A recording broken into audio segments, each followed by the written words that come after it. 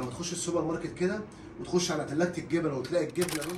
انا هقول لك النهارده على جبنه فتاكه، من انضف انواع الجبن اللي ممكن تستخدميها، ما شاء الله منتجات عاليه جدا. بصوا يا جماعه، انضف نوع جبنه موتزاريلا بشتغل بيه في المطاعم. طبعا سالتوني كتير على السوشيال ميديا، بتشتغل بجبنه ايه يا حديد؟ عملنا طاسه بسطرمه بالبيض والجبنه حكايه. نرجعوا شوفوا على الصفحه بتاعتنا.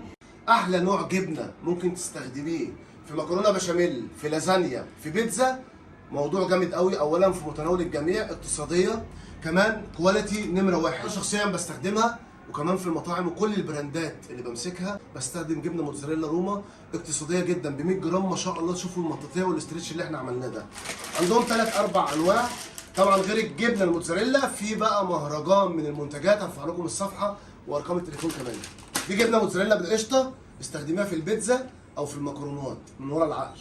عندي كمان ميكس تشيز زي ما انتم شايفين كده، جبنه رومي وجبنه شيدر وجبنه موتزاريلا. دي برضو تحطيها على وش المكرونه، تعملي كده جلاش وش بيتزا. انسي بقى، الموضوع جامد قوي يا جماعه، خطيره. وعندي كمان ديت الجبنه ديت برضو مخصصه للبيتزا. كذا نوع من الجبنه الموتزاريلا. جبنه روما من انضف انواع الجبنه. لما تخش السوبر ماركت كده وتخش على تلاجة الجبن وتلاقي الجبنه لونها فاتح قوي، اوعى تتغش فيها، لان مش لون الجبنه الطبيعي الموتزاريلا يكون فاتح، لازم تكون اوف وايت او لونها ابيض مقفول شويه.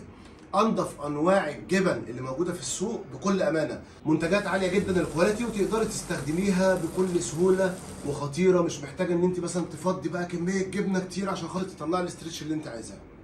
عايزين تعرفوا المكان او ارقام التليفونات، هرفع لكم في اول تعليق الصفحه، اللينك بتاع الصفحه، وارفع لكم كمان الارقام. اتصلوا بيهم، ما تستخدموش نوع جبنه تاني.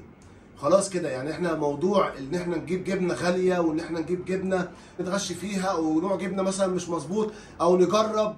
خدي مني الكلام، وانا بكلمك عن ثقه. انا بجربها شخصيا وبستخدمها كمان في كل البراندات والمطاعم اللي انا بشتغل فيها. اقول لكم على حاجه بامانه، يعني كفايه ان هي شركه مصريه وواخده الشعار المصري.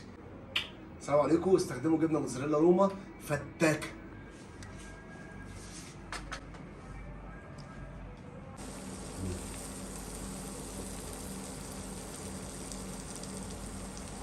ايه ده؟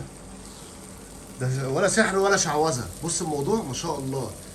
لا، لازم ابينها لهم على الطبيعه. تعالي بسرعه صوريني هنا.